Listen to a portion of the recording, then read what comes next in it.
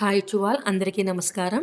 Welcome back to our channel. మన ఛానల్‌లో రుద్రాభిషేకం అండ్ కాశీ విశ్వేశ్వరుని దర్శనం పూర్తయిపోయిన తర్వాత ఆఫ్టర్‌నూన్ అన్నపూర్ణాదేవి ప్రసాదం స్వీకరించి ఇంక అందరం కూడా రూమ్స్‌కి వెళ్ళి రెస్ట్ తీసుకొని ఈవినింగ్ మేమందరం కూడా ప్లాన్ చేసుకున్నది ఏంటంటే ఒక బోట్ అనేది ఎంగేజ్ చేసుకుని పెద్దది అందులో గాడ్స్ చూస్తూ ఈవినింగ్ 7:00కి గంగాహారతి జరుగుతుంది కదా! ఆ గంగాహారతిని చూడాలి బోట్‌లోంచని ప్లాన్ చేసుకున్నాం అనమాట.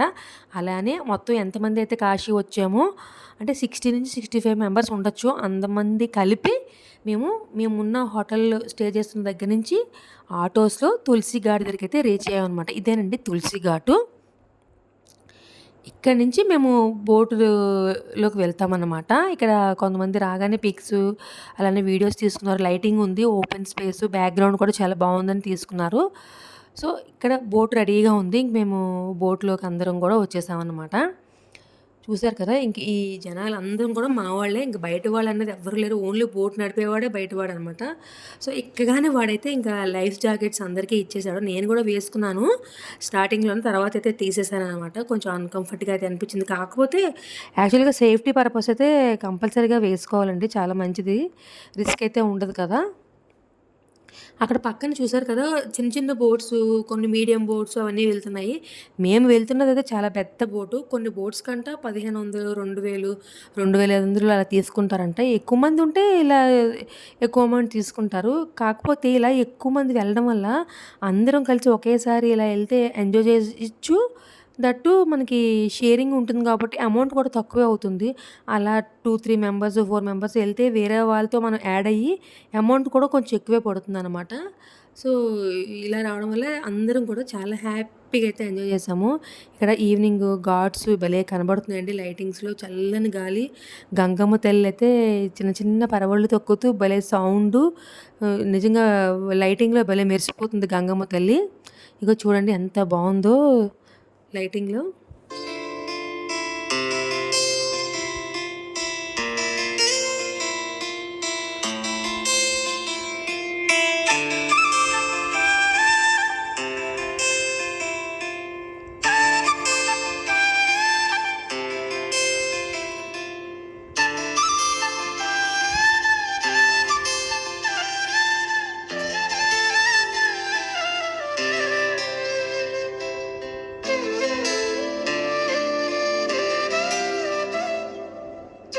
చూసారు కదా! చిన్న చిన్న బోట్స్ వెళ్తున్నాయి గదా!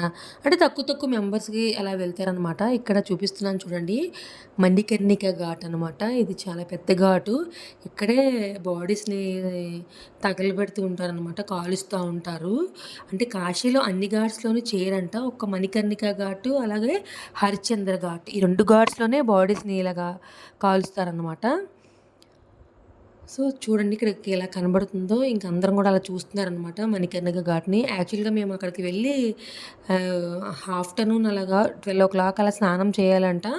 సో, ఇంకొక రోజైతే ప్లాన్ అయితే ఉంది. వెళ్ళాలని చెప్పేసి మేమైతే అనుకుంటున్నామనమాట. 12:00కి అలాగ వెళ్ళి స్నానం చేయాలంట. అదే టైంకి శివపార్వతులు, దేవతలు అందరూ వచ్చి అక్కడ స్నానం జేస్తారు. వచ్చేసి అక్కడ శివలింగం ఉంటుంది. అక్కడ అంటే కొంచెం మెట్లుంటాయి. పైకి వెళ్ళగానే ఒక పాత గుడి ఉంటుందనమాట.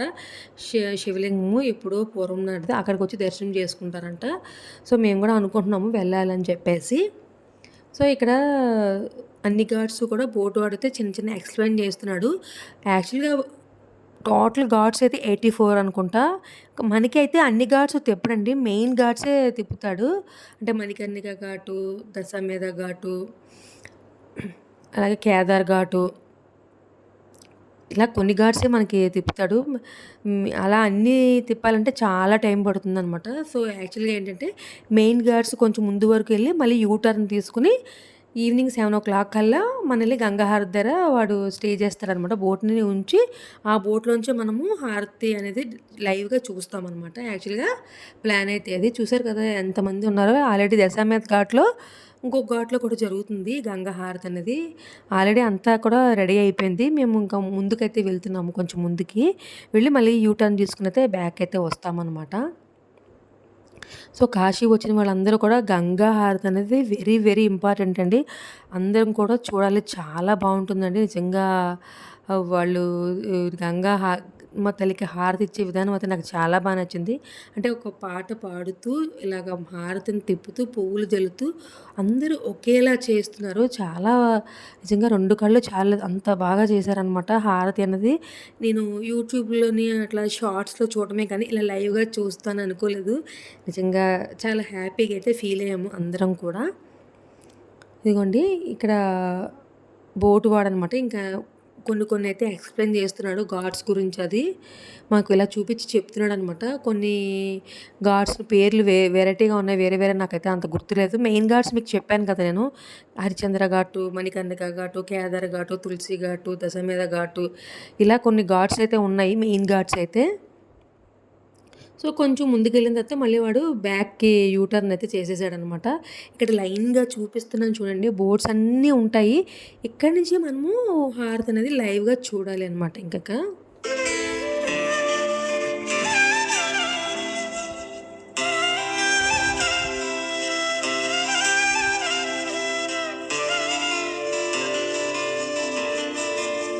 యాక్చువల్‌గా గంగా హారతికి దగ్గరికెళ్ళి కూడా చూడొచ్చు. కాకపోతే 7కి స్టార్ట్ అవుతుంది కాబట్టి చాలామంది అంత దగ్గర నుంచి 4 నుంచి ప్లేసెస్ అనేవి ఆక్యుపై చేసి అక్కడి నుంచి చూస్తారనుకుంటా. యాక్చువల్‌గా మేము కూడా అనుకుంటున్నాము. ఇందులో మాకు కూడా ప్లాన్ ఉంది వెళ్ళాలి అని చెప్పేసి. చూడాలి మాకున్న టైంని బట్టి మేము వెళ్ళగలమా లేదా అనేది ఇంకా మేము చూడవలసిన ప్లేసెస్ చాలా ఉన్నాయండి. సో, ఇంకా దాన్ని బట్టి చూడాలి. ఇక్కడి నుంచైతే ఇప్పుడైతే మేము చూసేస్తాం కదా! ఇంక గంగా హారతి. అక్కడికి ప్లాన్ చేస్తున్నాం. ఏదో ఒక రోజు దగ్గర నుంచి చూడాలి హారతి అయితే అనుకుంటున్నాం మేము.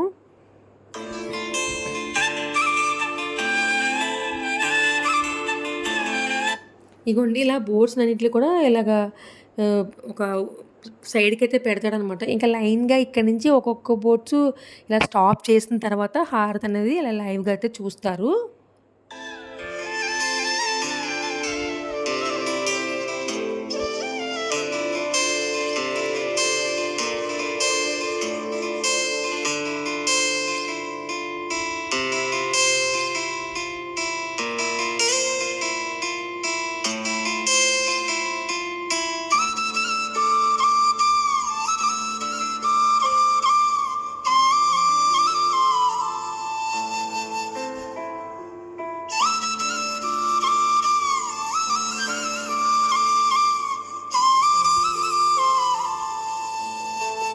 గంగమ్మ తల్లికి కొన్ని పైసలవి వేస్తుంటారు కదా! అలానే దీపాలు కూడా వదులుతా ఉంటారు తెప్పలు.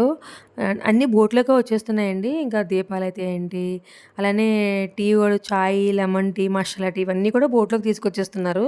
ఇక్కడ అన్నీ అవైలబుల్‌గా ఉన్నాయి. మనం డబ్బులు పెట్టుకోవడమే ఇంకా అన్నీ దొరుకుతున్నాయనమాట. చాలామంది దీపాలైతే వెలిగిస్తారు. గంగమ్మ తల్లి కాబట్టి గంగమ్మ తల్లికి దీపం అనేది వదులుతారనమాట ఇక్కడ.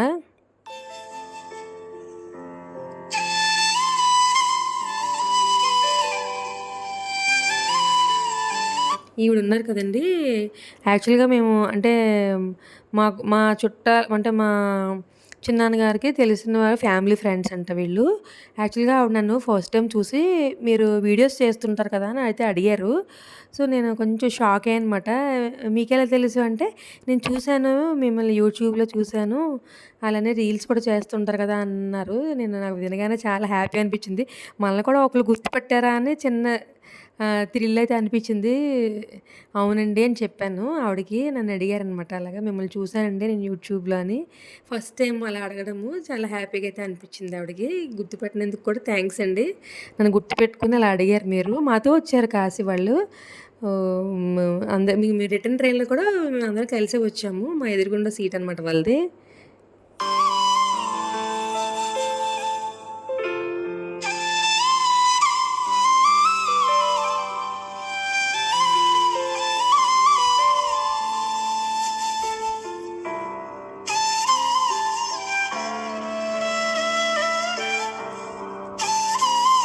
ఇగోండి బోట్స్ మొత్తం ఎన్నైతే బోట్స్ ఉన్నాయో మాక్సిమం అన్నీ కూడా ఇలాగా పక్కన ఇలాగ స్టాప్ చేసేస్తారనమాట. ఇంక గంగా హారతి అయితే స్టార్ట్ అయిపోతుంది. ఇంకా అంటే కొంచెం ఫోనయితే జూమ్ చేసి తీయాలి. మా ఎదురుగుండా ఒక బోటయితే ఆగుంది గానీ, ఆ బోట్‌కి పైన ఇలాగ షెల్టర్‌లా వచ్చి కొంచెం ఐరన్ రాడ్స్ అవన్నీ కొంచెం అడ్డుకుంటున్నాయి. మాక్సిమం కవర్ చేశాము. ఇంకా మొత్తం అంతా తీసినా మీకింక అర్థం కాదు కదా! ఇంకని చెప్పేసి కొంచెం చిన్ని చిన్ని క్లిప్స్ అయితే యాడ్ చేస్తున్నాను. నేను ఇంతకు మునుపు యూట్యూబ్స్‌లోని, షార్ట్స్‌లోని చూసాను గానీ, గంగా హారతిని లైవ్‌గా చూడడం అనేది చాలా థ్రిల్లింగ్‌గా, చాలా హ్యాపీగా అనిపించింది. చాలా చేస్తారండి. ఒకే సింక్రనైజింగ్‌లో అందరూ ఇట్లా హారతి తిప్పడం అయితే ఏంటి, పువ్వులు వేయడము, ఇలా సాంగు అంతా కూడా వాళ్ళ ఎక్స్‌ప్రెషన్స్ అంతా ఒకే రిథమ్‌లో ఉంటాయి. నిజంగా చాలా బావుంది. ఇంకా లైవ్ ఎక్స్‌పీరియన్స్ అయితే ఇంక నేను చెప్పలేనమాట మాటల్లో. అంత హ్యాపీగా అనిపించింది నాకైతే.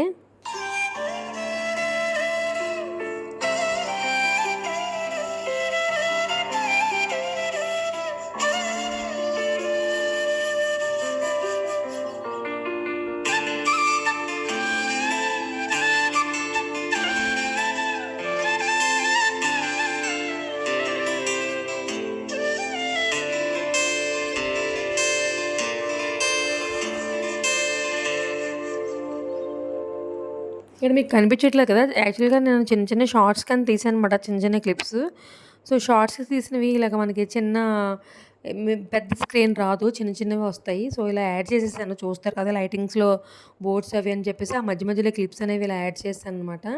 ఇక్కడ ఫారినర్ ఉంది కదా! అందుకే మళ్ళీ క్లిప్ అనేది యాడ్ చేశాను. ఫారినర్స్ కొంతమంది చాలామంది వచ్చారండి. ఇక్కడ మనకి బోట్స్‌లోకి ఇలాగ హారతి అనేది తీసుకొస్తారు.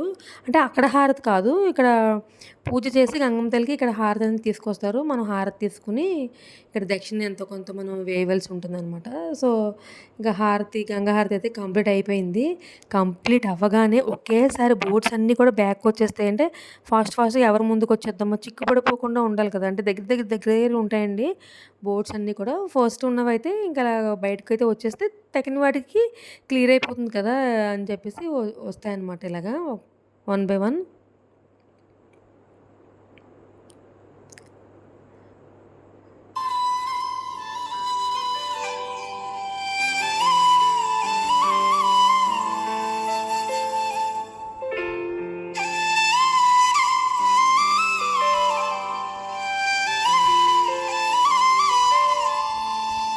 బ్యాక్ సైడ్ బోట్ చూసారా లైటింగ్‌లో ఎంత బావుందో!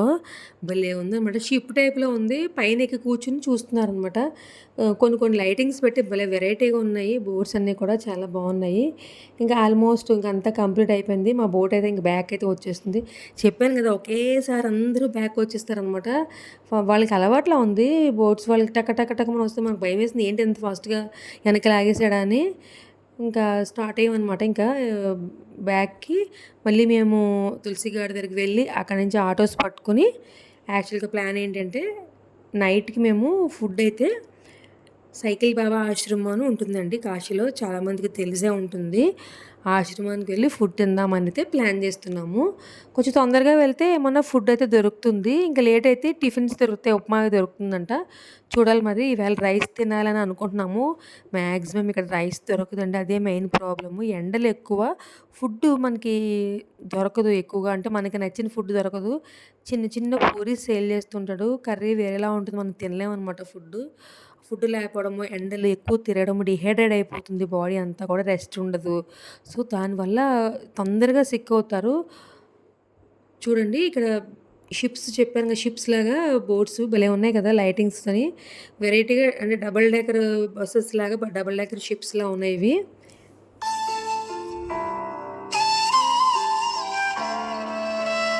ఇంకా బాడీస్ చూడండి ఇంకా తగలబెడుతున్నారనమాట. ఇంకా వస్తూనే ఉన్నట్టున్నాయి. మాక్సిమం అలాగా ఎక్కువ వస్తూనే ఉంటాయంట. అసలు రాపోతే ఆశ్చర్యం, రాకుండా అయితే ఉండవంట. ఎలా లేదన్నా ఇన్ని సంవత్సరాల నుంచి రోజుకి మినిమమ్ ఇన్ని వస్తాయంట. అసలు రాకపోవడం అనేది ఇప్పటికొచ్చి లేదంట చరిత్రలో.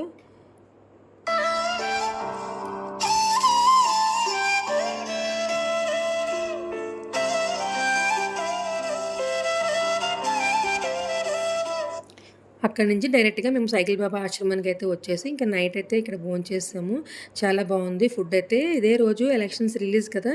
పవన్ కళ్యాణ్ గెలవడం వల్ల పిఠాపురంలో కేక్ అయితే కట్ చేశారనమాట. సో, ఇగోండి ఎవరో డొనేట్ చేశారంట కేకు, ఫుడ్డు ఆ రోజు. సో, ఇంకా ఫుడ్డయితే రైసు, పప్పు, పచ్చడి అంతా బావుంది. సో, గైస్ ఈ వీడియో ఇక్కడితో ఎండ్ చేస్తున్నా. నెక్స్ట్ వీడియోలో మళ్ళీ కలుద్దామా? Bye bye.